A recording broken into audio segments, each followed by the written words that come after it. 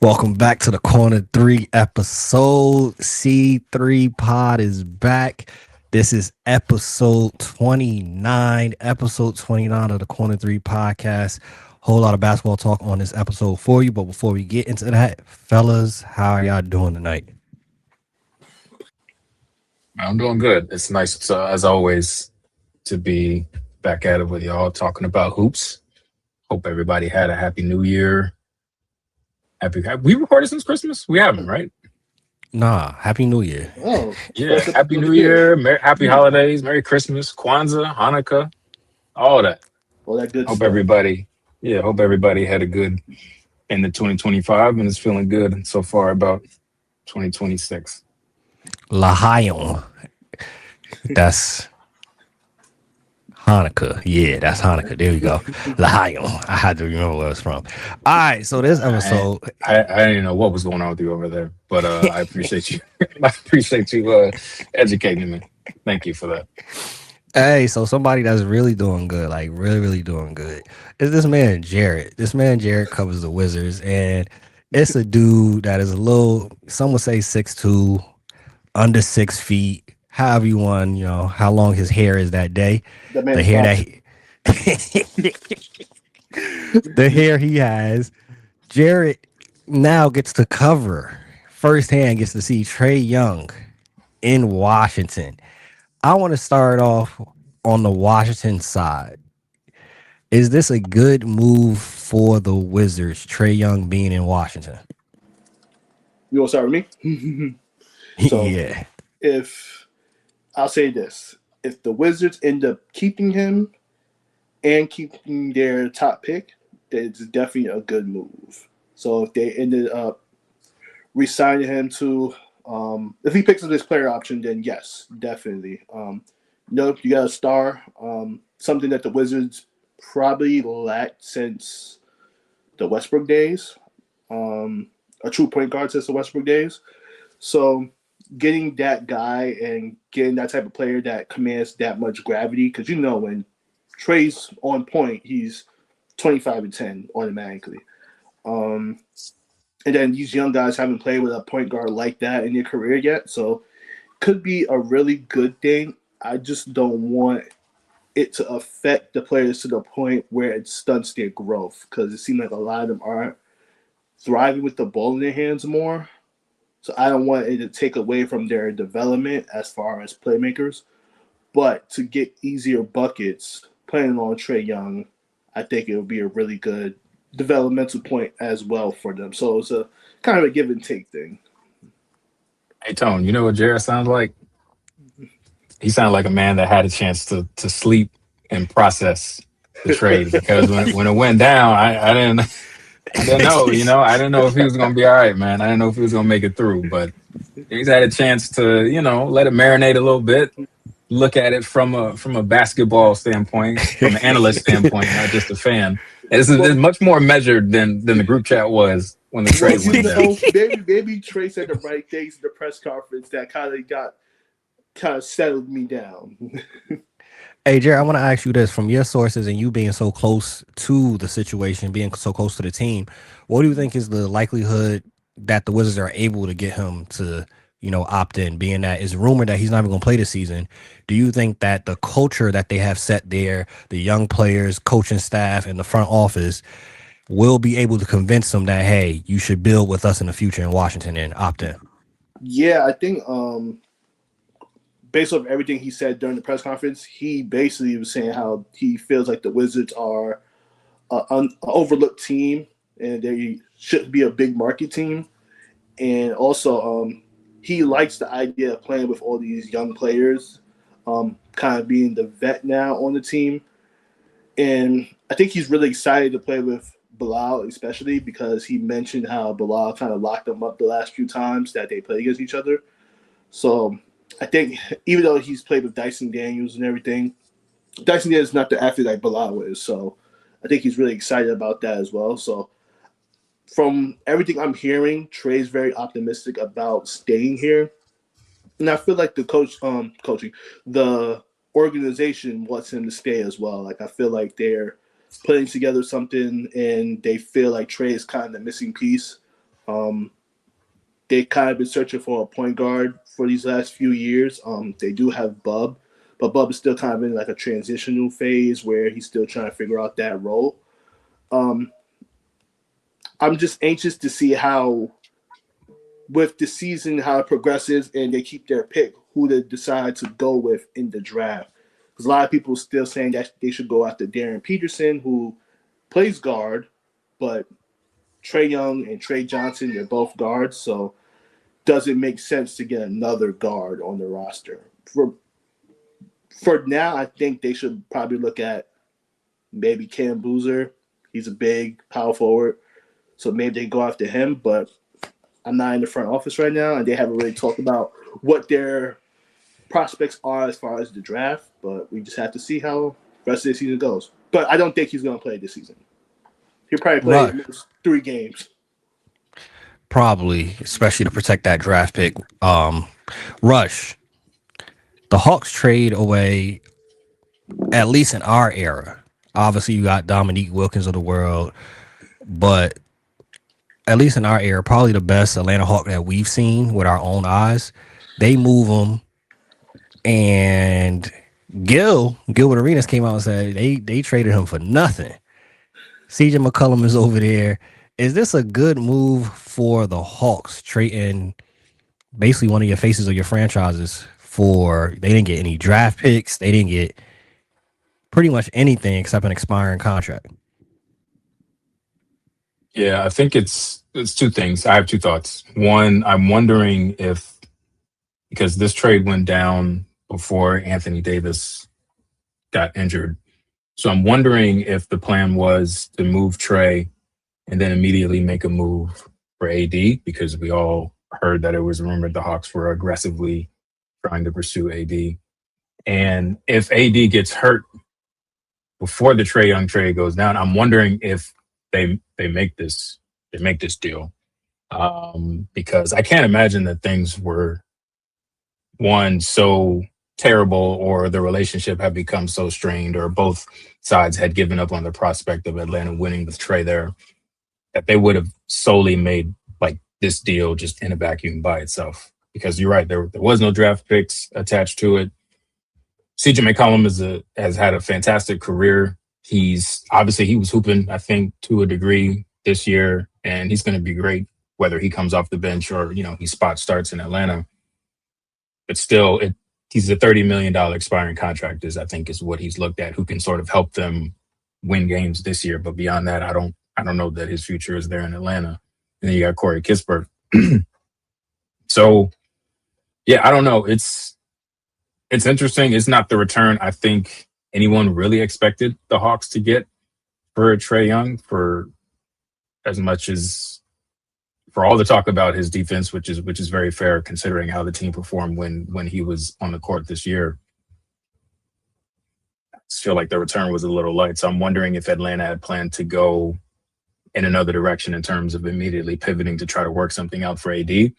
And I'm wondering if the plan still is to try to get somebody else, another player that they can either sort of, I don't say build around, because Jalen Johnson seems to be the centerpiece there in Atlanta going forward, but another high impact star, borderline superstar player. I don't know who that is. I don't know who's available, but it'll be interesting to see what happens as we get closer to the trade deadline.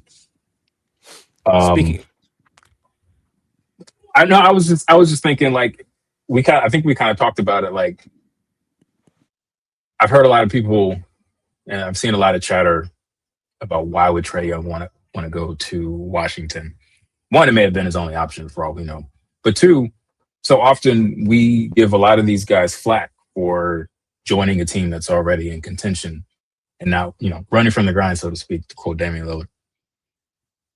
And, here we got a guy who's, I don't even think he's reached his prime yet, probably maybe just entering it, I would say, on the cusp of it, who wants to go to a young rebuilding situation and build with them, help them get to that next step. I kind of like it. I think it's a nice change up, but it seems like, people are upset at him for wanting to go to a trash organization or a team that's not that good. It's like, well, what do we want to do? Do we want these guys to try to go to situations and help them build and help them learn how to win and grow together, or do we want guys to just try to put themselves in the best situation possible for them to win, so that we can have the legacy ring talk? Like it's par for the course for basketball discourse, because people seem to be talking out of both sides of their mouths. But I like the fact that he wanted to go to Washington, and I like everything that he said so far. And I'm looking forward to him getting on the court next season. Hey, we're going to talk about that actually later in this episode, about one of the things that we would want to change regarding basketball discourse. But before we even continue to even get to that point, I want to ask you this, Jarrett. Rush hit he touched on it in the regards of they possibly was thinking about another move after this, right? Possibly trying to get AD. I don't know if that was the smartest thing anyway. We could have saw whether it happened before the trade or it happened once he was in Atlanta Hawks uniform. The injury history should have been a pause for them to do that anyway. But when you look at a Rudy Gobert gets 5 first-round picks and Trae Young doesn't get anything, what do you think that is speaking of on the trade market? Is it really, because of the second apron and the money involved? What do you think is going on with the trade market that some of the premier players aren't getting the haul that you would think they would get? I still haven't figured out why, like, certain players are getting all these picks, are worth all these picks, and others aren't, especially players like Trae Young. I would say because of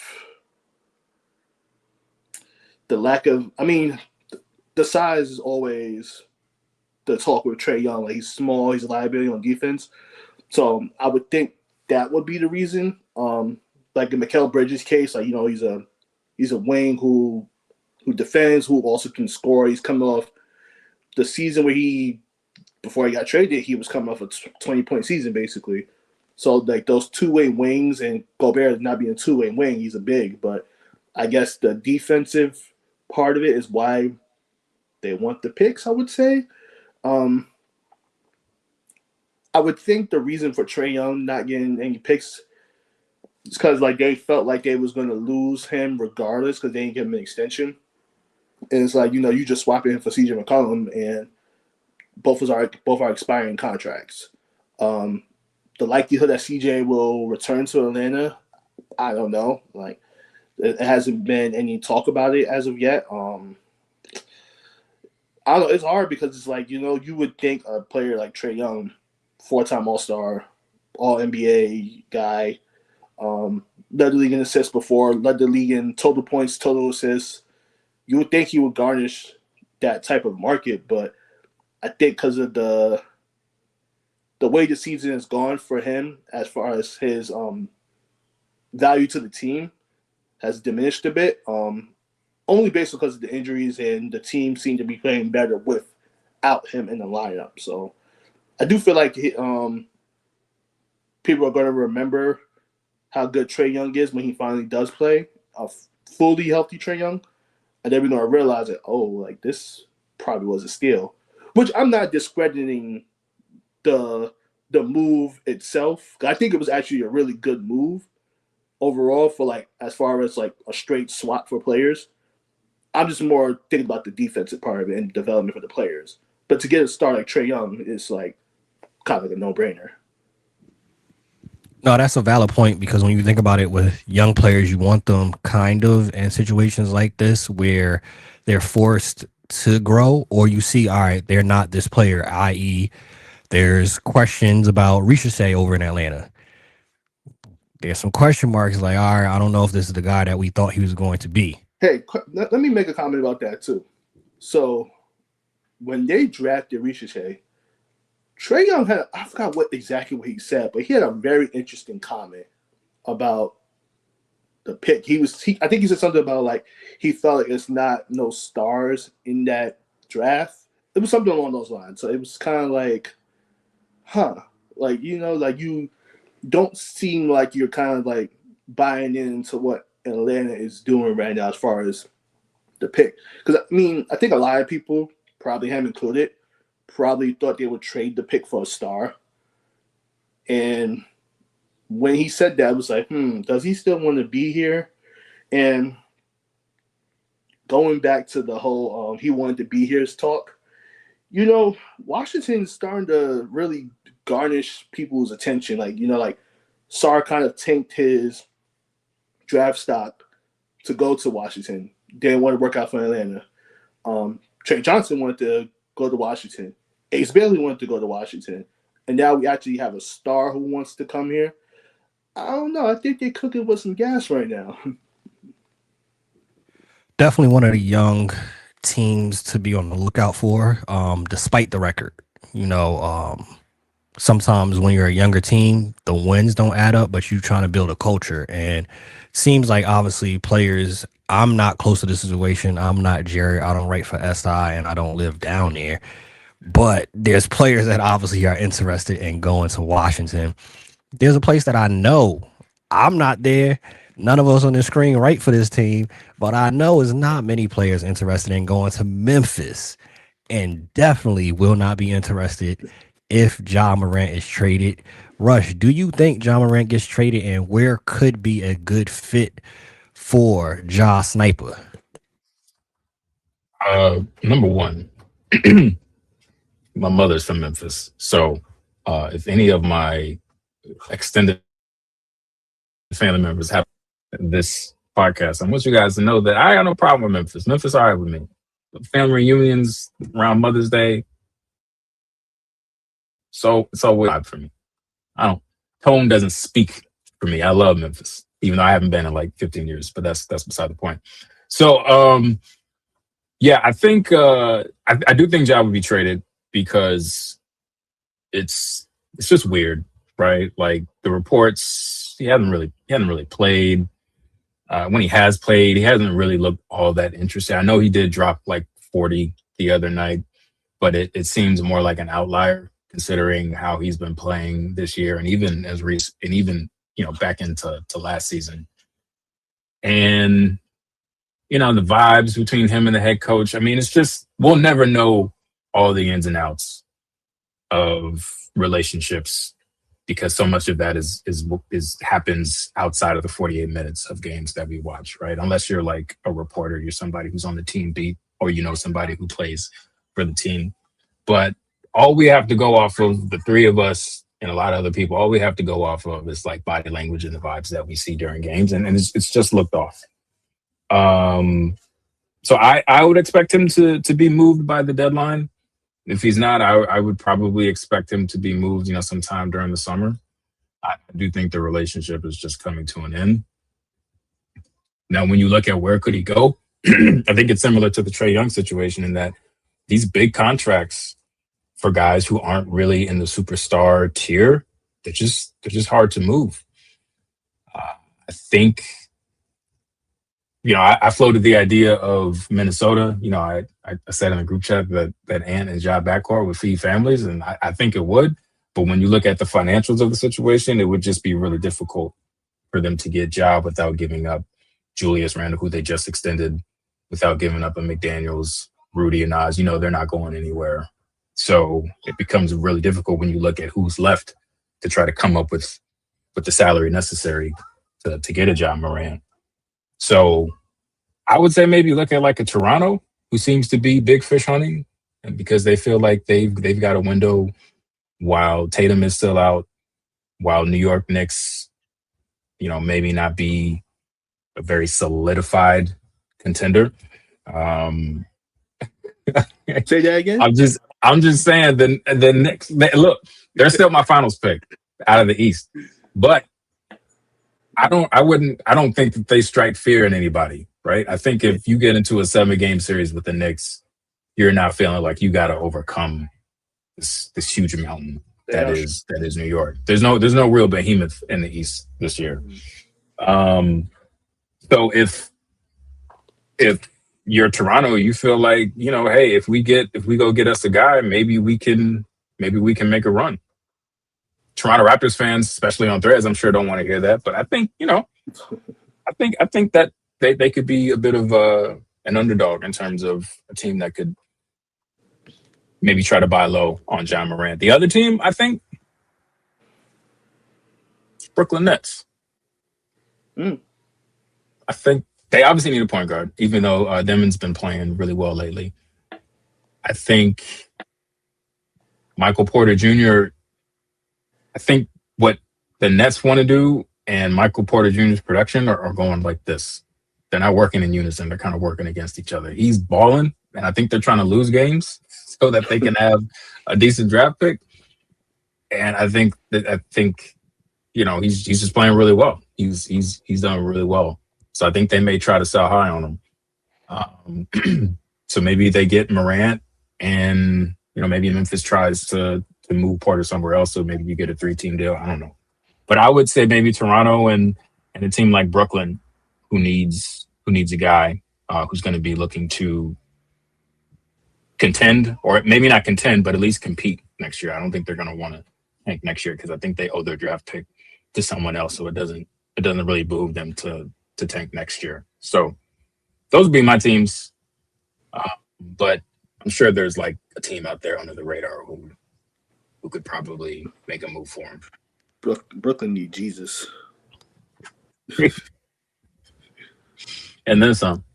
Hey, for Brooklyn, though, I do want to give some love to the coach, Jordy Fernandez. He's doing a great job. I hope next season they actually start, competing to try to win games. Like, build an actual roster to be not championship contender, because I don't see that happening. But he with Michael Porter Jr., his coaching is preventing the Nets from doing what they really, really would actually like to do. But he's actually a good coach, like a really good coach that's underrated. And they pull out wins that typically you wouldn't think they would pull out.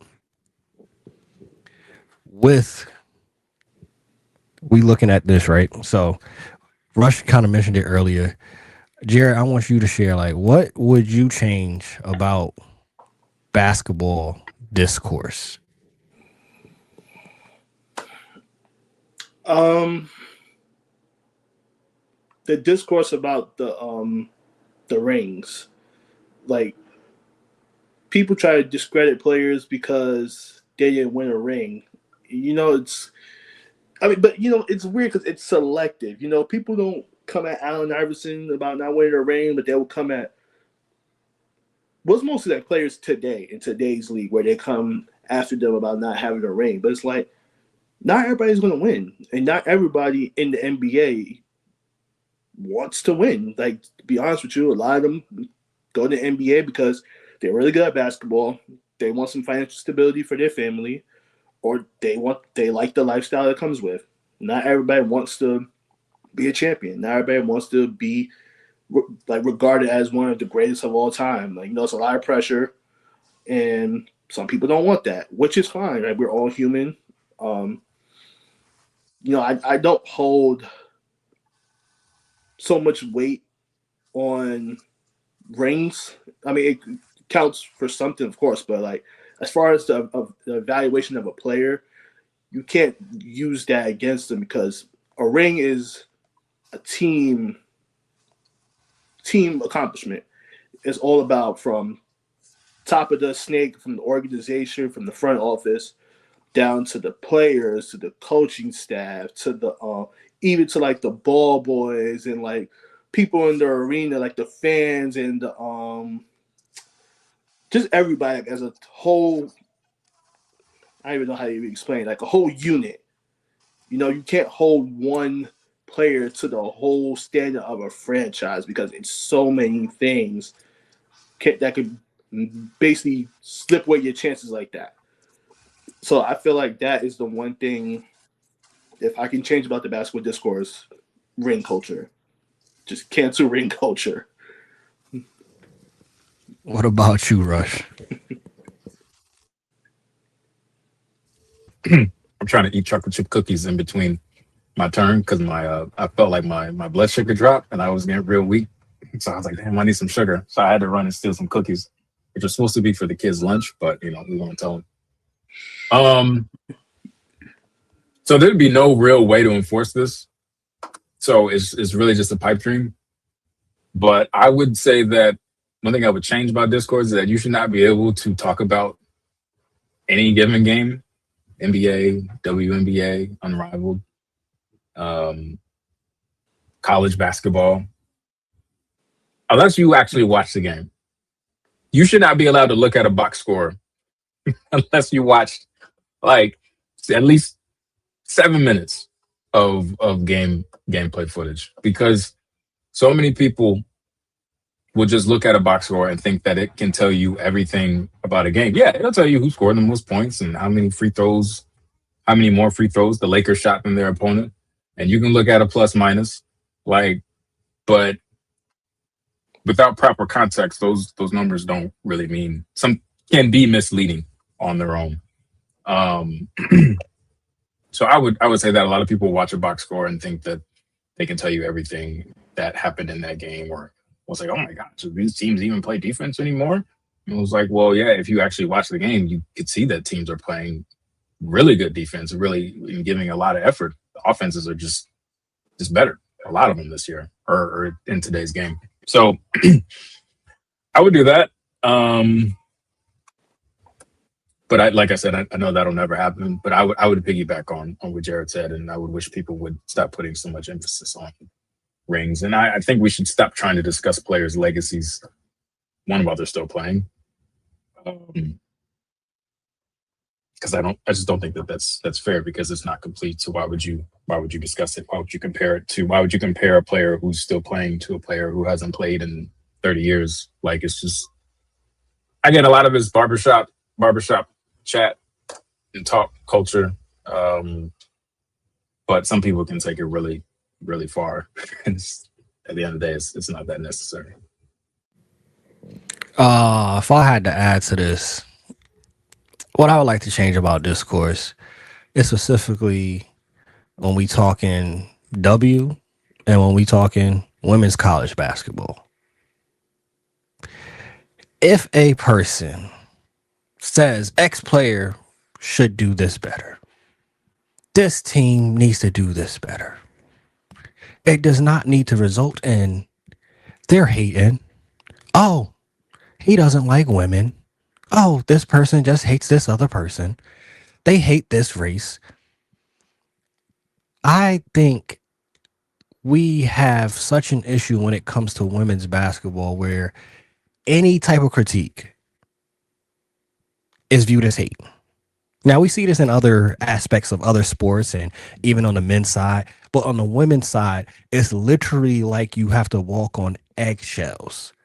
Even though it's obvious what you're watching, it is all this, everything is cupcakes and rainbows. They lost by 40, but they put their heart in it. They really tried. You can say they sucked tonight. They did not play well tonight. Coach needs to do better. This player needs to do better. This player needs to lose weight. It's not going to work on the next level. And it doesn't mean that you're fat shaming or body shaming. This is just facts. We can see it. I would love that to be changed, to talk about the W, because these women are grown women. And these are things that you talk about any other sport, you're able to critique the sport. We're not talking about the player off the court, what they like to eat, their family, their choice of religion, whether they want to be with a person or not, what their race is. We just talking about on the court. And a lot of y'all just take it left. Oh, he hate women. She hates black players.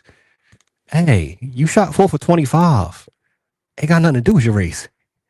You need to work on your jumper. That's what I would change personally. I just want to Go off.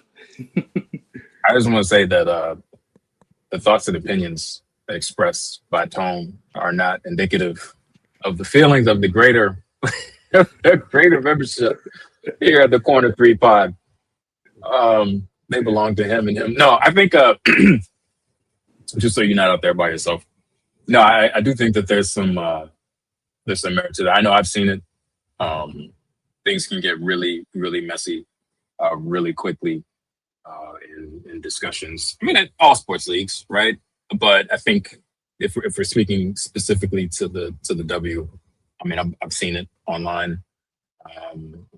We on Threads. I know a lot of us who have sort of been there really early, part of sports communities. We've really tried to lead with the whole, non-toxic approach and sharing difference of opinions and respecting it. But obviously, people are gonna be people. So yeah, I do think that there could be a little bit more objectivity when it comes to a lot of these discussions, because just because you critique a player doesn't mean you don't like that player or you hate that player. I think it actually means you want to see that player get better. Therefore, you're saying what you see about their game that could sort of they can improve on to sort of fill a gap or take them to the next level. So yeah, I think in general, people should be a little less quick to react and think that they're being attacked if someone disagrees or has a difference of opinion that they don't necessarily see eye to eye with. But yeah, specifically, I think I would hope that a lot of it can get better as it relates to the women's hoop game, because there's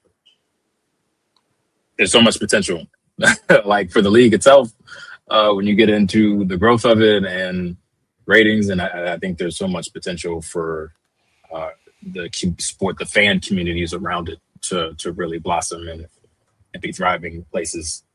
And you don't want to see that sort of fall by the wayside because people don't know how to disagree without thinking that it's an all-out attack. But yeah, I can see where you're coming from. Yeah, we could disagree tastefully. Let me piggyback on that as well, because I think a lot of times, like, the people who are so defensive when people critique the W, it's coming from a place where the league got bashed for so long, and I think people don't know how to kind of understand where the criticism is coming from, because they've been getting criticized for so long. Because it be a lot of people on social media saying, "Oh, why are women playing basketball and this, that, and the third?" And be like, these women are really good at the sport, but you, on the other hand, this particular person, brand of person, I should say, just want to find something to bash them about. Like, you're rage baiting, basically. At the end of the day, they're rage baiting. But when it's like people like us, that we give criticism on the sport, where we actually watch and care about the sport, people don't know how to like understand where it's coming from. Like, we actually play the sport, watch the sport, cover the sport. So when we saying these things, we're like, we want this player to get better because we want to watch them grow. We want to watch them progress into their potential. And a lot of people just think, oh my God, like, no, he's just like, no, it's not like that. We appreciate the game. We appreciate women's sports. We love how it's growing right now at a rapid rate. So we just want to see it grow more. And for it to grow more, players have to get better, as well as other things have to happen for the league to grow. Revenue shares, all that stuff. We're not against all that. But first things first, we start on the ground level. The players, are getting better, and we want to see them get better. So I think that's really what it comes down to. Hey, since we are here, we pod and we gonna pod. Jarrett, what's your thoughts on Audie Crooks on the next level? So I think she is nice. I'm not even gonna lie to you. I'm gonna start with that. But she may have to drop some LBs a little bit. Because she about to go in a league where like these women are not only physical, but they're playing for money. Okay, they're playing to provide for their family, provide for themselves. So yeah, I mean, they want to run a bunch of pick and rolls at her, exploit that mismatch, and she's gonna be able to guard them on the perimeter. We gotta see, but yeah, I mean, she's nice, but she's. It's like we have to. Whatever team she goes to, they have to scheme a defense around her to not get exploited on for 40 minutes a game. Because it's going to be like I would say a Rudy Gobert situation, but it could get like that. Whereas like she's stuck on the perimeter on the island, and she got someone like Chelsea Gray or Tiffany Mitchell on her, and barbecue chicken. This is my concern too. Even if they don't get her off the pick, the way that the league is going and how skilled some of the bigs are in the W, I could see even teams and the coaches. Coaches ain't stupid. I can see them doing big on big screens. You not doing nothing with Asia Wilson. You not doing nothing with Breonna Stewart. Even Ezzy McGimber from over in Seattle. It's too many athletic skilled. Alyssa Thomas. It's too many athletic skilled bigs in the W, where I think on the defensive side that's going to be a concern, and the endurance as well. So it's like I've seen some of the discourse online, and it's like if you mention that, hey, probably for her to be at tip top peak shape to be able to deal with some of the bigs that's in the W. Oh, you're body shaming. Oh, you hate her because of her size. I'm just talking basketball. That's going to be an issue on the defensive side. All these crooks having to go up and down the court with an Asia Wilson, a Breonna Stewart, a Gumake, Alyssa Thomas, DeWanna Bonner, even if she wants to play next year. Like, it is such a skilled these league. bigs that you named, Tone, they can play on the perimeter too. That's the crazy part about it. So it's like, is she going to be able to get out on them on the perimeter, and for them, they knock down a mid range, and they can stretch out and hit a 3-pointer as well. So it's like, and some of them got the handles to get busy, get it off the bounce too. So that's my thing. Obviously, we don't have any concern with her on offense. Offensively, it's similar, I would say, to like a Shaq type situation where it's like, I'm just stronger than everybody. You're not doing nothing with me down there. On the flip side, I think, like you said, though, it's going to have to be, which so far, being honest, if we just have an honest conversation, a lot of the teams do not draft correctly and draft for best fit sometimes that can make it work with a team. So that's my concern too, is that she gets drafted to a place that they don't have the personnel to actually create a defense to surround Audie for her to be successful at the next level. You're going to have a dominant defensive type of big next to her to clean up messes, to help her out on the back end. If y'all had drafted to the team and she's the starter, like over there in Iowa, she's the big. Hey man, it's barbecue chicken. We're gonna look at some of the contenders in the Eastern Conference. name is Cater just dunked on Aaron Neesmith. Yeah, you wanted to chime in? I did. Well, I don't know if you wanted to hear what I had to say, because you were trying to go to the next the next topic. So Of course, Cook. No, I mean, I just want to make sure we got time. I know we all got things to do, so I just want to make sure I can fit my little 2 cents in. No, I think so. Like I know I shared a video of her. So it was the 520 segment on Audi and excuse me, and obviously they did the traditional social media thing where you cherry pick clips and you show it, and then you use that to sort of build on the point you're making, where she was sort of attacked on a pick and roll, and she literally just stood there and just watched like the offensive player drive by her. So I think one specific to her, there are a lot of the questions that we have, or a lot of the questions that are posed into how well she can adjust, or how well her game will translate to the next level. That are there now. We're kind of there in high school. Like, could she dominate at the level or perform at the level of high school that she does in college? And granted, I know college is completely different from a pro level. I think one thing that's really hard to teach is like work ethic. And I think her work ethic is as such that if it's a matter of her getting her body into to a certain point, right, getting into a certain point of shape, so that she can make the adjustment to sort of play with the athletes that are on the level of the W. I think there's a good shot at her doing it. I think that she's. I don't think it's any secret, right? Like um, people have sort of doubted her because of her weight, because of the way that her body is. You know, all of her, as long as she's been in the sort of the spotlight, and I think that she's responded. I mean, she's just dominating and breaking all sorts of records. So, and then there's things that you can do schematically, and then do you play a drop, right? And you're probably not going to have her pushing up on screens. Like there's ways that you can sort of scheme around sort of some of the gaps, physical gaps or skill gaps that players have. But I'll also say, like, not everybody got to be a dual threat.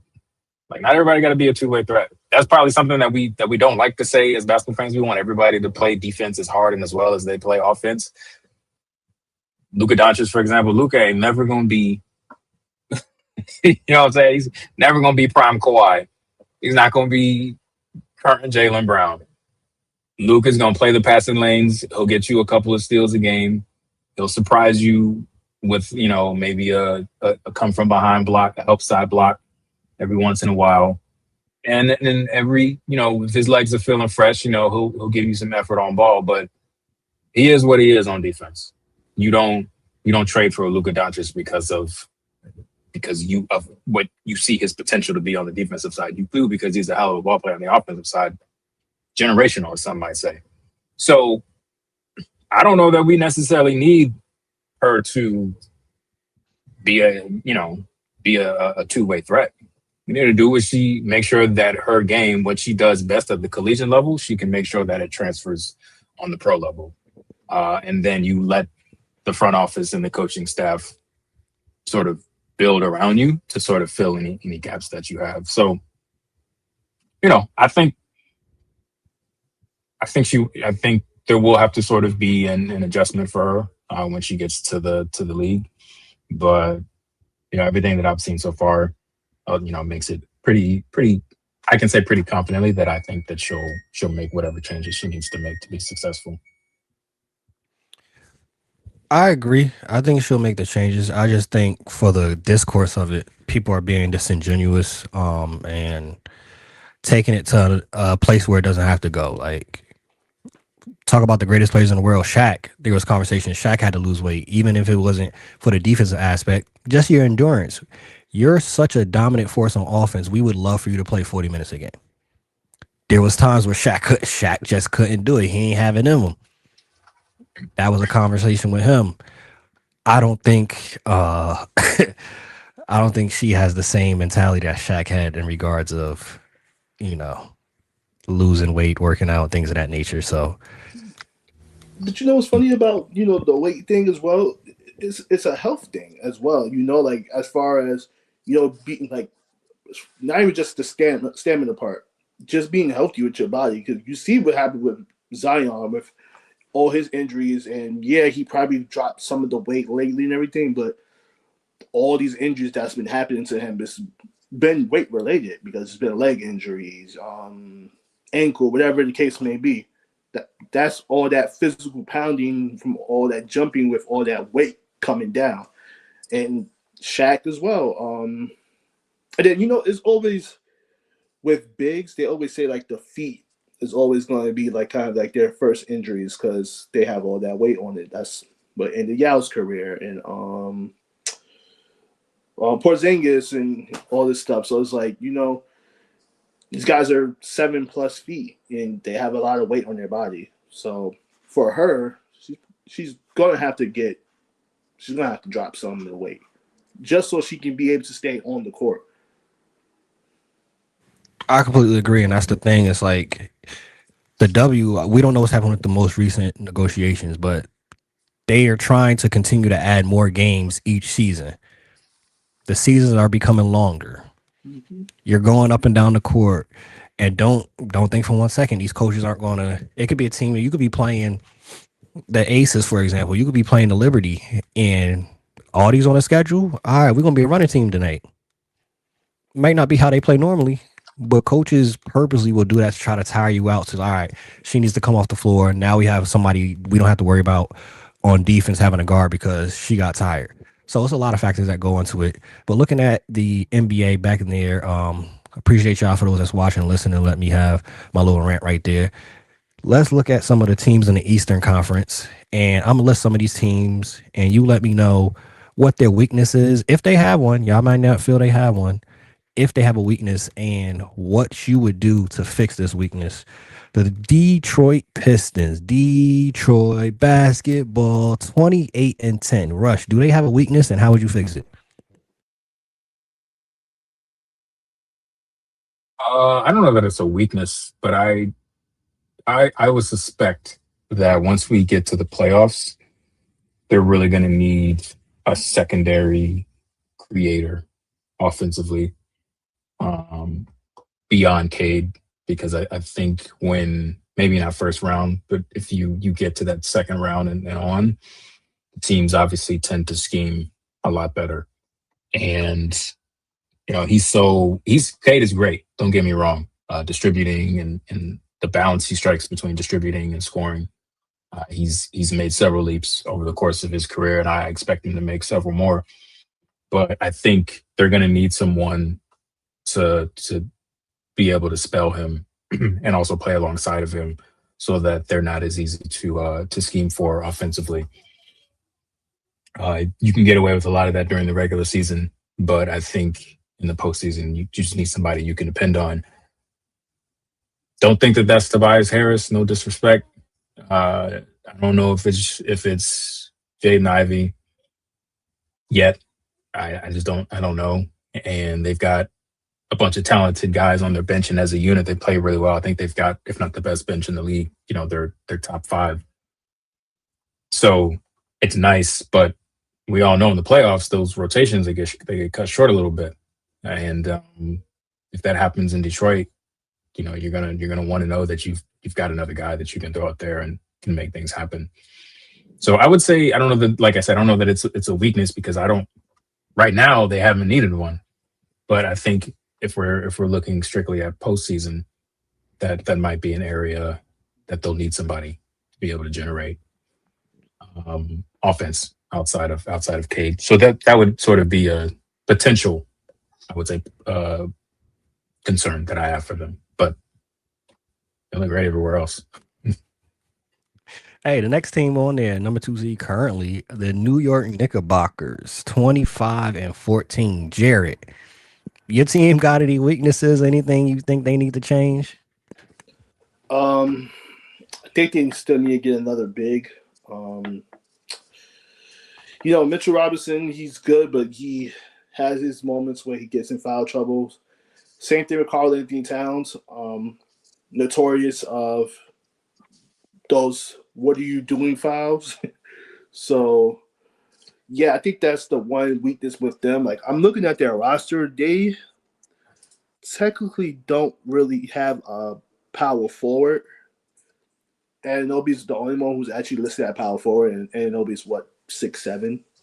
So I feel like if they can find a way to get another big out there who's like 6'10", mobile, can knock down a three, but also can defend and rebound, be a bruiser inside, then yeah, I think that will be super beneficial for them. But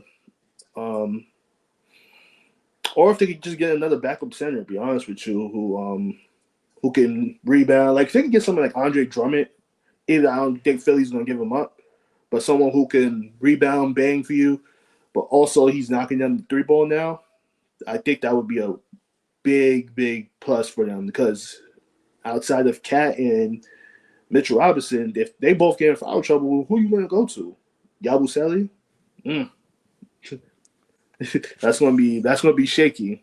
So, I mean, I Shout like out how to Porter shout, go. shout out to Andre Drummond for adding some years to the end of his career, Yeah. expanding his game.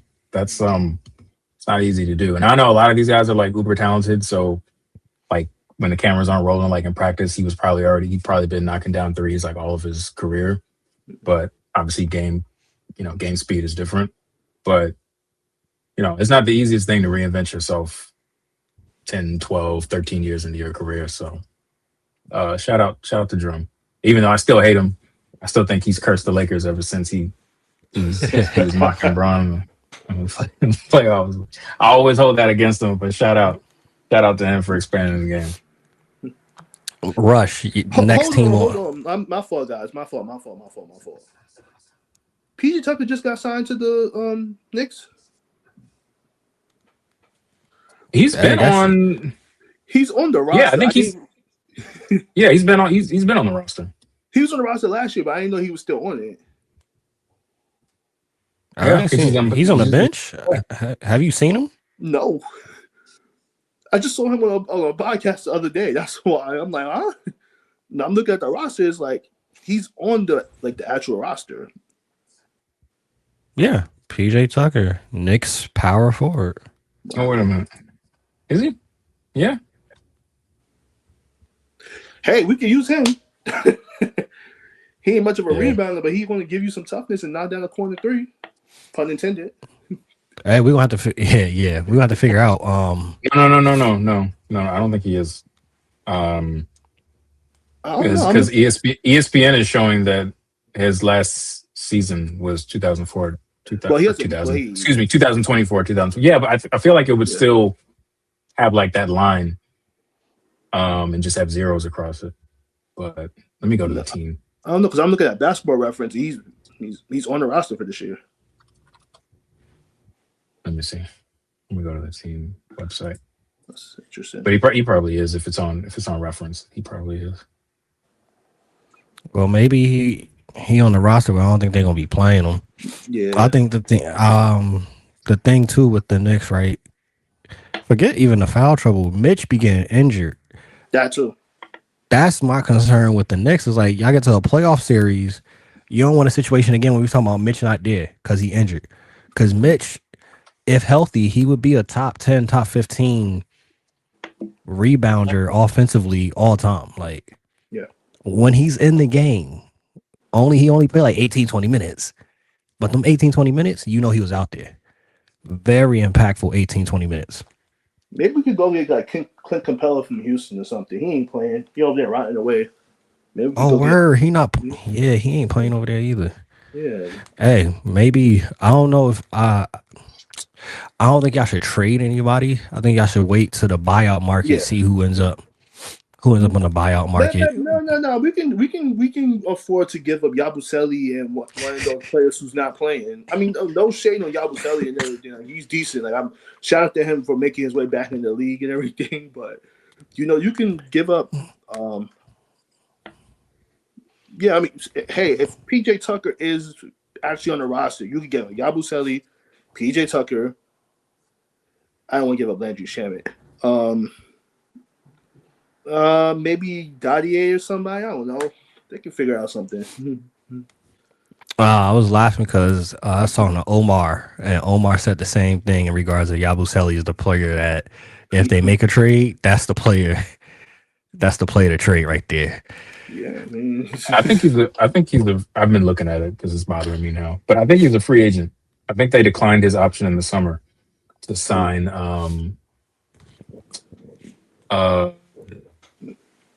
They exercised their team option on Huck Porty and declined PJ's option this summer. So I think he's a free agent, but I could have sworn he was on the team, but I guess not. Hey, Doc, if you watching this, talk to your people at Basketball Reference. They got to update that. PJ is not on the Knicks. Hey, Rush, Raptors, they're 24-16. Any weaknesses you see with that roster, and how would you try to fix that for them? I think they need to upgrade at point guard, which is why I think Ja Morant, though he would be a risk, I think might be worth sort of considering trading for. And no shade to Quickly, but I think they need more from that position than he's given them and is giving them. So I would start there. But they also just need to keep RJ Barrett healthy. I think that they're a lot better when he plays than when he doesn't. And when you consider what Brandon Ingram's sort of been doing this year and Scotty Barnes just being a phenom, I think you keep that core healthy. You can, like I said, again, the East maybe not as wide open as we all thought at the beginning of the year, but I think it's still prime for somebody to sort of a dark horse to sort of come out of nowhere. And I think that could be Toronto, but I do think that they need a little bit more from the point guard position. And I think they should take a look at Morant. I know my man Jupac on Threads is probably going to hate me for it, but I think it could work. Speaking of Threads, over here trying to be a good teammate. The next team that was on the list that would have been passed over to Rush was the Boston Celtics, but I am not trying to give too much more ammo to BMO the Prince. So, Jarrett, what's the weaknesses on the Celtics squad, and what would you do to fix those weaknesses or those holes? Get Tatum healthy. That's it. Literally. I mean, I seen a report today that he is pushing to comeback playoff time. So if that's the case, I think that would be the push that they need. I don't want to see them compete for a championship, though. No stretch of the imagination. So I hope Tatum stays out. But if it had to come down to it, yeah, him coming back. We've been probably getting too much praises lately, but they've been really doing their thing this year. Because for everybody to think this is going to be a down year, they're really balling right now. They fourth in the East, right? Third currently. Third currently, yeah. Them and the Knicks are like half a game apart, I think. Which is embarrassing. Which is embarrassing for the Knicks. Remember what I said? This was supposed to be their year. Oh, it's the curse. It's the curse of the cup, the NBA Cup, man. That's all it is. Yeah. Y'all should have hung the banner. Should have hung the banner. Should have hung that banner. Yes, that's what happens. Hey, the next team up, the Philadelphia 76ers, 21-16. Jarrett, you just did the Knicks, so we're going to have Rush. 76ers, what holes, what weaknesses on that squad? It all begins and ends with Joel Embiid. I think if Embiid is, if you can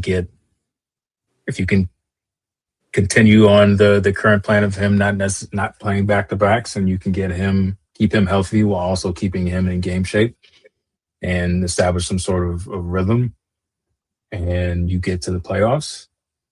I think Philly, again, in the East, I think Philly can do some things. Paul George has come in well and sort of found his spot within that offense and within that team, with Maxey being the lead guy there and VJ hooping.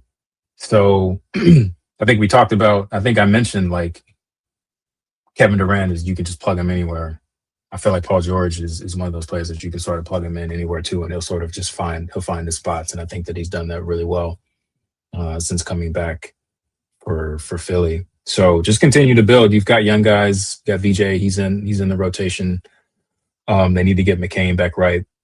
So you've got some young guys. You need to just get more game experience, NBA game experience.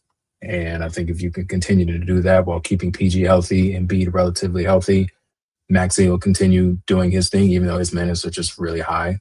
It just makes me uncomfortable. I look at his minutes per game and my knees hurt. Like, dude's just he plays a lot of minutes. But yeah, I think I just think it's Embiid, right? Like he needs to stay healthy. If he can, then I think they might have an opportunity to surprise some people. But if he's not, I don't know what the contingency plan is in Philly if he's not. So they kind of have to make sure, they have to make it so that he's healthy. Yeah, I think it's going to be a very interesting offseason for the 76ers and what they end up doing with PG and Embiid, depending on how the season goes. It could be a completely different look that we see for the 76ers in the years to come. We're going to end off with the show redrafting the top 5 picks of the 2000 NBA draft class. I think it's safe to say for the number 1 overall pick in 2003, it was LeBron James to the Cleveland Cavaliers. I think that would stay the same, y'all think? Safe to say? Carmelo Anthony. For real, for real? I would put him third behind Darko and I'm just playing. Yeah, Bron goes 1. Bronco one. Mm-hmm. All right. 2, Detroit. They drafted Darko Milicic. That would be Carmelo. Yeah. Should have been Melo. So then for 3, Denver. They drafted Melo. Who would you put at the 3rd pick for the Denver Nuggets? Wade. Dwayne Wade. 4th pick was the Toronto Raptors with Chris Bosh. Think we stay pat there? Yeah, he stays. I think he stays there. So Miami. I had a thought to say Bosh 3, Wade 4. But I didn't. So I don't even know why I said that because I said Wade, so it doesn't really matter. But I had to think about it. I almost went Bosh, but yeah, I think it's pretty.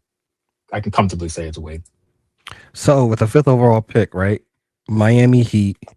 You have players like TJ4, Chris Kaman, Josh Howard, Perk, Barbosa, Kyle Korver. These are some other names that was drafted in that draft. Who would you go with the 5th overall pick to Miami since D Wade is not on the board?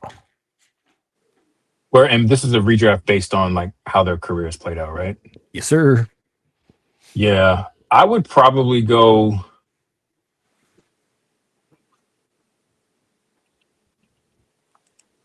I think I would go. I would go with Kirk. I think I would go with Kirk Heinrich. What about you, Jarrett? David West. That's not a bad pick. Yeah. West. Probably go David West. I mean, Chris Kaman's not. I mean, Chris Kaman's right there. He didn't have a bad career. I was gonna go with Kaman at first, but I was like, yeah. Let me look at this draft again. Then I think David West is in this draft here. So yeah, I think David West and Kirk would fit that Heat culture very well. So I think that would have been good. Kaman probably would have been a fit too. But probably you go guard just because I think that year they still had a couple bigs on the roster. That was Miami, right? Yeah. Lamar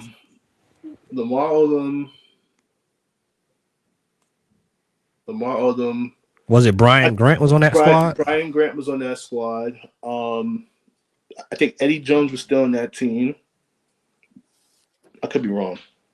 Nah, I remember Eddie Jones. I'm pulling it up. They had Malik Allen, Rafer Alston, Karan Butler, Jerome Beasley, Russell Butler, Brian Grant, Udonis Haslem, Tyrone Hill, Eddie Jones, Lamar Odom, Samaki Walker, Laker legend, John Wallace, Lauren Woods, and Wang Gz. So yeah, it could have worked anyway. Big and Bimbo Coles. Shout out to Bimbo. Shout out to Bimbo. It could have worked either way if they went guard or if they went center, honestly. So it would have worked either way for those picks right there. But y'all already know the best. I got some I went rogue on Threads and asked if anybody had questions they wanted us to answer. So do y'all want to add a segment? Oh, I know why y'all laughing. If do y'all want to just add like a little 5 to 10 minute segment at the end where we just answer Threads questions? Yeah, we can. The community feels involved. All right, yes, sir. Let me pull it up. Give me 1 second. Let me turn my camera on. All right, bet.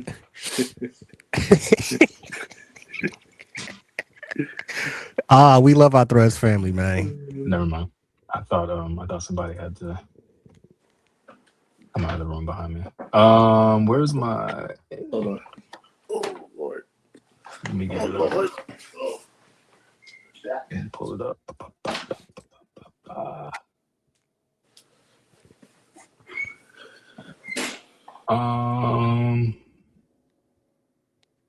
I guess I'll quarterback this one since I got the questions. Let's see. Ja Morant's next destination. We already talked about that. Trade chatter. We kind of covered that. Chris Lindsay. Shout out to Chris, secret or undercover Lakers fan. Said, how about the Nuggets? Mainly how they're able to win and use their depth amidst all the injuries they've had to key players. Tone, what are your thoughts on the Denver Nuggets?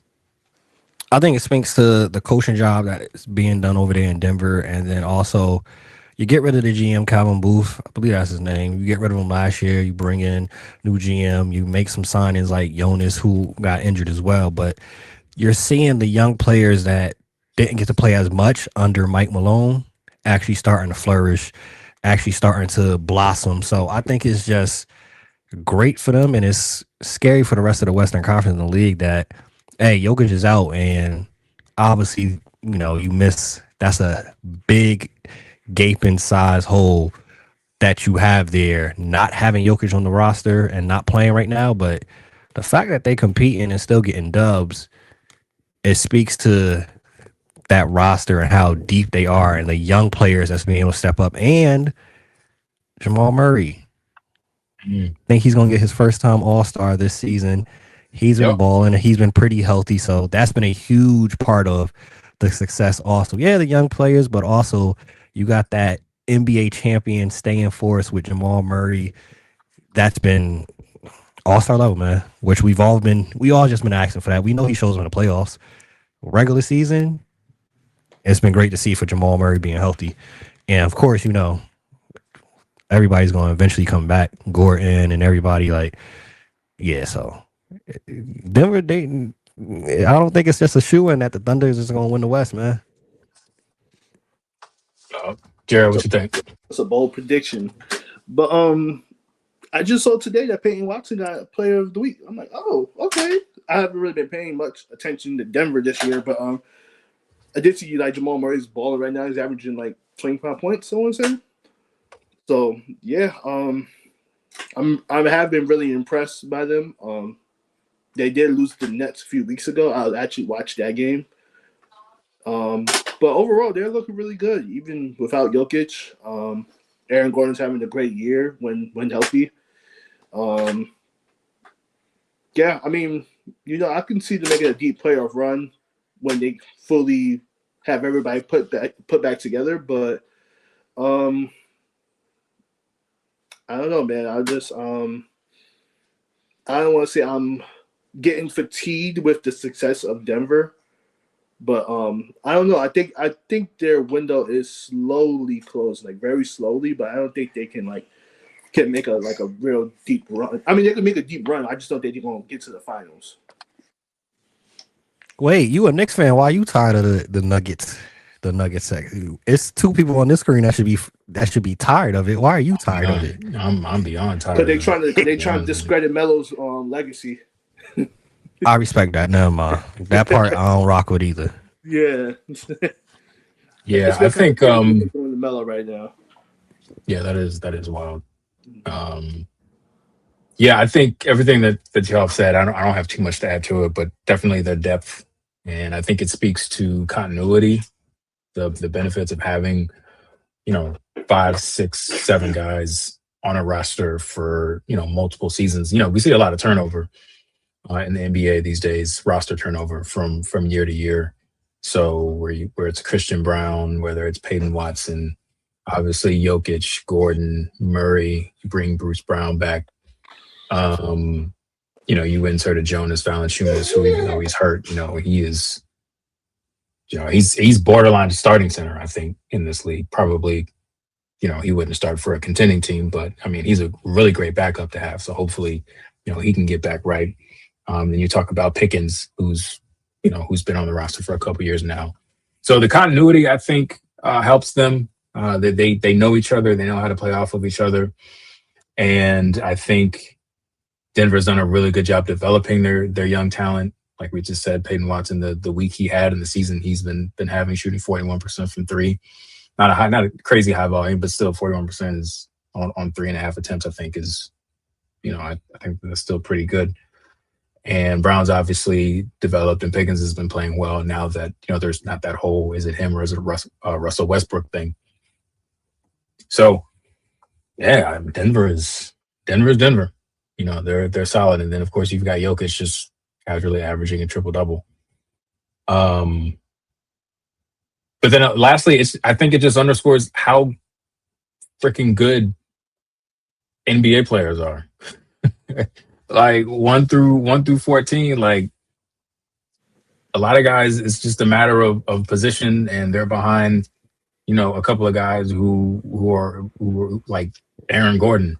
Like Peyton's had to play behind Aaron Gordon, but now that Aaron had to miss some time, Peyton was able to shine. Like these players are just really, really good, and there's no easy night hardly ever in the NBA because all these players are so talented, and they can, when given enough minutes and opportunities and put in the right situations, they can be just as effective as, some of your better role players or stars. So yeah, shout out to the Nuggets, man. They they've done a great job organizationally putting that team together and keeping a lot of the core pieces together. So they're always going to be a threat. We'll do a couple more. So A. Forshaw, Aaron Forshaw, notable Laker / Luka hater and OKC Thunder fanatic, said, "Is there any concern about the Rockets 9-10 since December 1st? Do they need a point guard, or are they fine as is?" I've been saying from jump, they need a point guard. They need one. It's not on the roster. Well, he's on the roster, but he's injured. I would, Right. as much as I don't, I'm not a fan of Fred's game as he's gone to Houston because I feel it's starting to decline, being he's a smaller guard and whatnot. But they need a point guard. Reed isn't really a point guard. Reed gonna get you buckets, which we've seen that jump on that aspect. But a point guard, they don't really need at least starting somebody like Reed. I think they need more of a facilitator playmaker on that roster for the Houston Rockets because we've seen end of games, and even Ime has talked about it. Yeah, I want us to rely on a 37-year-old. He sits down for 2 minutes and we lose a 13-point lead. Which I kind of don't get because that's the whole reason you brought him there, right? And you knew how old he was when you brought him there. So I get what he's saying, but at the same time, it's like, bro, that's what you brought KD there for. That's literally why he's there, to be that guy for you. But I'm sorry, go ahead. Nah, I just think, if Fred was there, you have somebody else that could get them into the sets that they need to get into. Is watching Houston Rockets games, it's really at the end of the game, I feel. They don't have, because that's not really KD's job. Obviously, KD can't facilitate. But I want KD at the end of the game being put in positions to go kill and hit a game winner or go score 12 straight to end the game and we close this team out. That's why I would rather have KD. It is too much, I think, on KD's shoulders where KD has to go score, figure out who he's going to pass it to, try to facilitate, try to set the offense up. They need somebody that could do that. That's just my opinion. Jarrett, or is he? Oh yeah. Jarrett, what you think? So I seen some stat earlier on Twitter. I was trying to pull it up. So as of this was a stat that was posted December 20th. The Rockets were 6-5 against teams above 500. So I don't know if that's a byproduct of not having a point guard, be able to, help their offense out on an efficient rate. I've been saying all year that they need a point guard. So, I wouldn't mind them trying to make a move, like try to get Ja Morant. Even though Ja is a good point guard. Like at the end of the day, he's a scorer, but he's a really good passer as well. He commands a lot of gravity, especially if you're going to play with players like KD, Sengun. You're going to be a really good threat with those type of players. So, I just don't see Amin Thompson as a long-term point guard, especially since he can't shoot at all. Reed is more of a scorer at this point. He's just Fred is a good point guard, but Fred's out for the season, but it's like who they don't have any other point guard on that roster, so they have to make some type of move if they really want to make a deep run. I don't know who's available on the free agent market, but yeah, I mean, until otherwise, I don't see them as a real threat as of yet. Yeah, I think their offenses just look bad. I think some of that is the fact that Sengun is out, and I know he's a bit of an engine for that offense, even from the center position, and it's sort of helping with a lot of the playmaking there. So missing him, it really hurts them offensively. But even with that, it's just the offenses just look just really bad, and they're actually 7-12 in clutch games this season, which is tied for 22nd in the league. So that's not good. And as we've all said, that I think you can attribute that to just lack of having a proven point guard on the floor, or just a point guard at all on the floor, to sort of make sure that the team is getting the actions that they want, the sets that they want, and identifying if Ime is not calling it, identifying the sets that need to be run, or the matchup that they need to attack. A lot of it's just been here, KD, here you go win the game, go score, go shoot a three from damn near the logo and win us a game.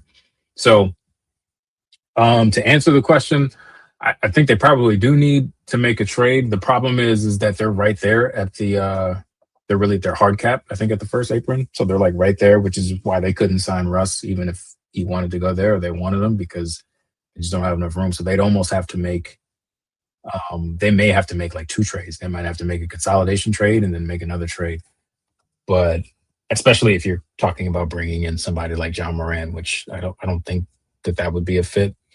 But yeah, they need a point guard, but I don't know who's going to be. I don't know who's available. They may have to sort of wait and see what the buyout market looks like, and then you make your consolidation trade, and maybe you pick somebody up there who can sort of help you through the rest of the season. But doesn't look good right now.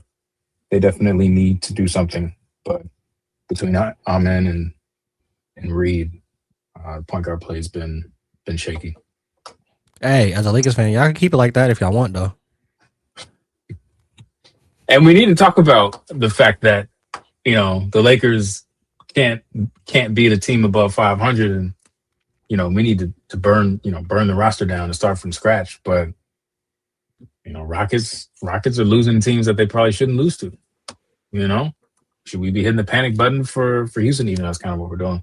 Should we do the same thing for San Antonio? OKC's 6-5, their last 11 or whatever. The NBA season is a marathon, and some things are glaring. Some holes are glaring, and they need to be patched. But a lot of the stuff is teams. They're still figuring things out even at this point in the year. So,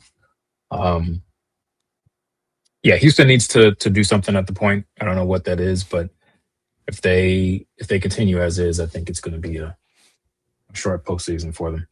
All right, I'm available. I'm available too, by the way. I'll take a 10-day. Yeah, I'm not. But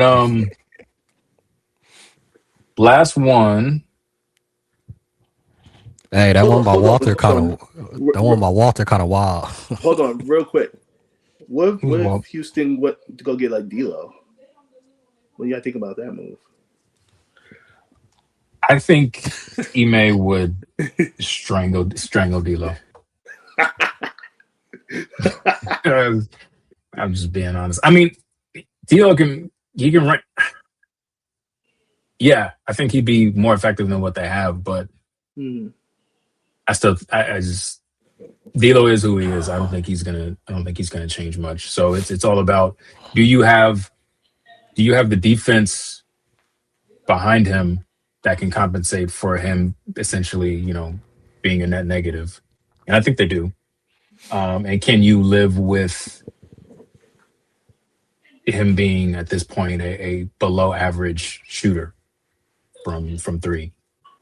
And can you live with like a lot of the mind boggling like decisions that he makes? If so, then yeah, I mean he'll give you some good games and he's gonna give you some really bad ones. The hope is that you can win in spite of the bad ones, but I don't know. I'd like to I think see more than D'Lo, one of his former teammates, Spencer Dinwiddie. I know he's not in the league currently, but I would rather see him before D'Lo. Honestly, I mean he's probably easier. Well, he's playing somewhere, right? Isn't I he think he playing? overseas. I think he Yeah, overseas right yeah. I now. think he's in Greece. I might be wrong. I think he might be in Greece or something like that. But again, you still have the hard cap issue. So you got to make a trade before you can even sign Spencer. So then it's like, who do you move? Mm. Is Spencer that much better than Aaron Holiday or Reed Shepard? I'm And you're not, and you're, thinking, and you're not and you're not moving off Reed. So like, height who do you? wise, it's a better option.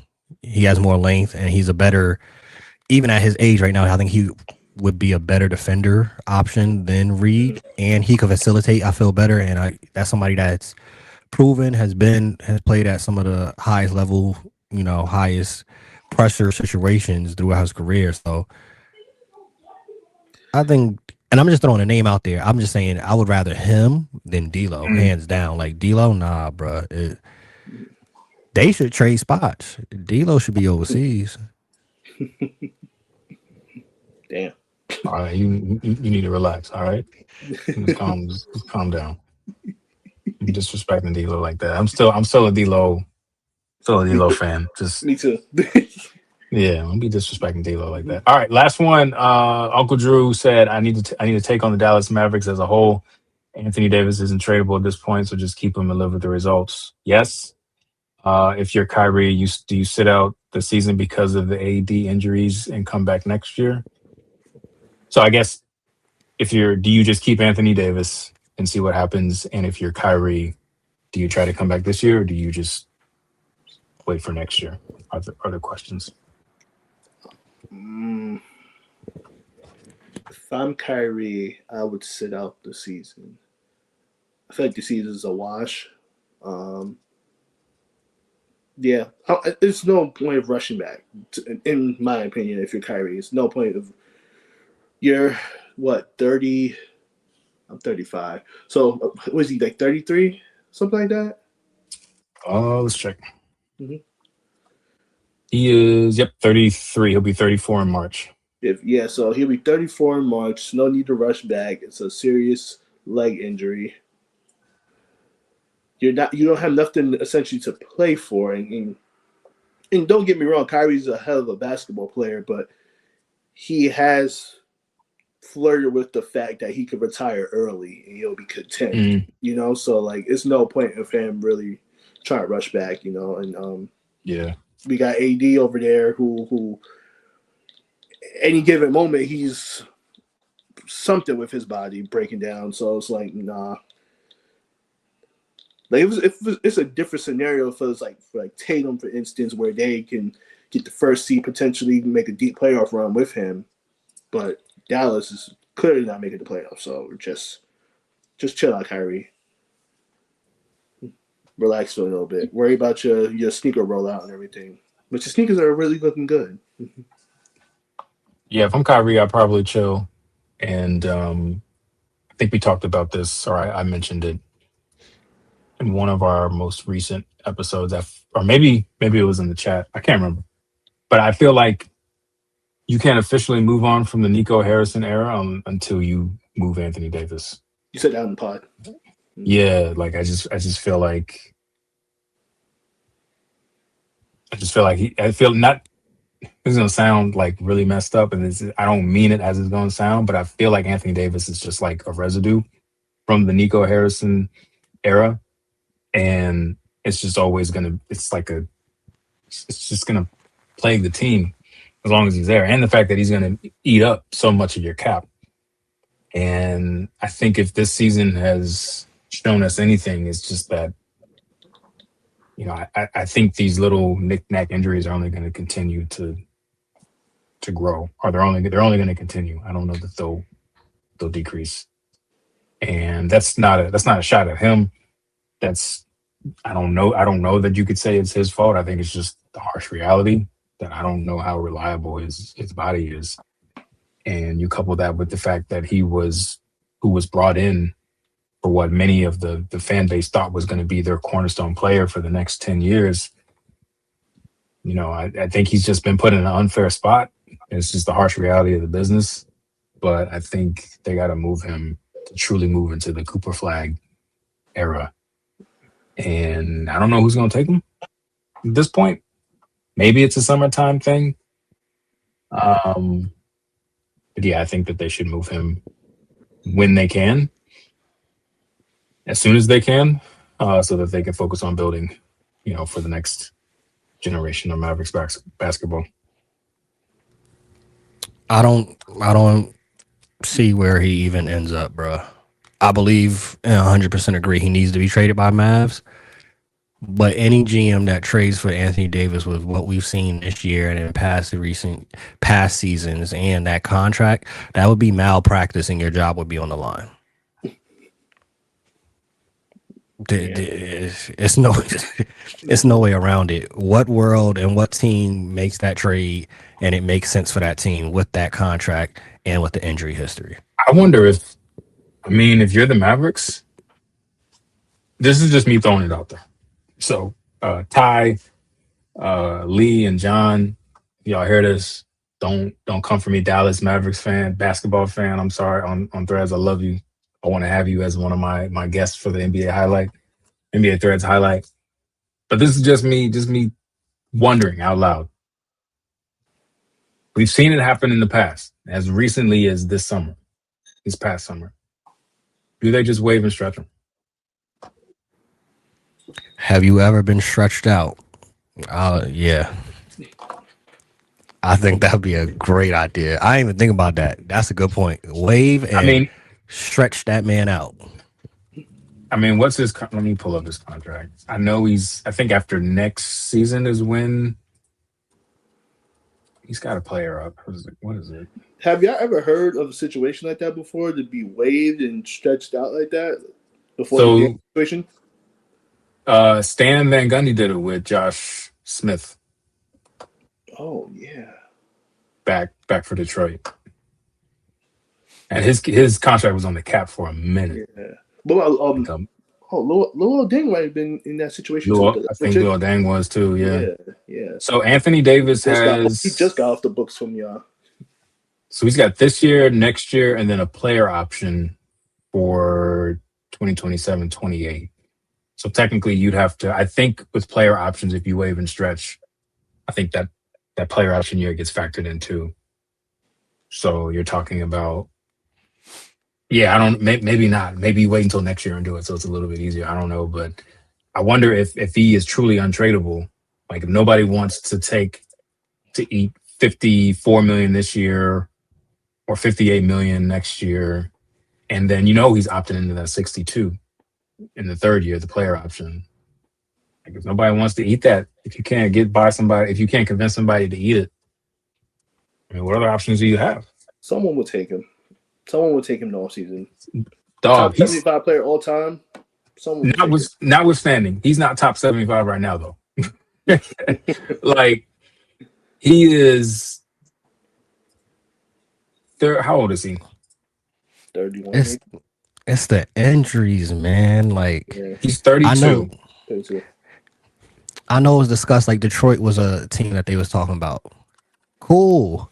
That would probably help you elevate to a championship team. But honestly, if we're being completely honest at this point, with what we've seen and what we have seen this year alone, Anthony Davis is going into Mitchell Robinson territory where it's like, hey, we only could play you 20, 25 minutes. No back-to-backs. Hey, let's make sure we have pillows surrounding the court so your pinky don't touch this and your toe don't flip on that. It's a very volatile situation. And the thing is, for the contract as well. If I have to eat 62 million, I need at least 65 games. But at the same time, I can't play you 65 games. Yeah, he'd be 34 years old, going on 35. Jarrett, you watch the 62, Mavericks. $62 million. Every time you watch the Mavericks, Rush, every time you watch the Mavericks, and Anthony Davis just falls off of even All right. Duncan. You watch like, is he going to get up? I'd be so nervous. And this is us as fans, like he don't play for either of our teams. We know when he's healthy, he's one of the best, one of the best that we have ever seen. And of course, back to what we were saying earlier, any critiques we have, it's because we really want to see the best from this player. I'd love to see AD healthy in Dallas. I'd love to see it. Him, Coop. I said it. I said it on this pod multiple times. I thought that they could be a Western Conference Finals contender with a healthy AD. That front court was healthy, Kyrie, and then you add Coop to the mix. If the universe works out where that still happens, like I would still believe it, but it just doesn't seem like it's going to happen. I just think it's going to be interesting to see what happens with him in that contract. Good luck to whatever GM has to negotiate that extension. I'd love to have his career though. Let me get that one ring and get paid, and then just I'm out 90%. I know, of course, he want to play, but dang, it's good to be Anthony Davis. Yeah, for sure. All right, that's all I got, man. That's all the NBA Threads questions. So if anybody made it this far from NBA Threads, we appreciate y'all. I think we'll talk about it as a collective, but maybe that's something we just do at the end of every episode, just so that community feels involved. Just answer like three or four mailbag questions at the end, and then that'd be it. Well, you already know the best three is the corner three. Peace.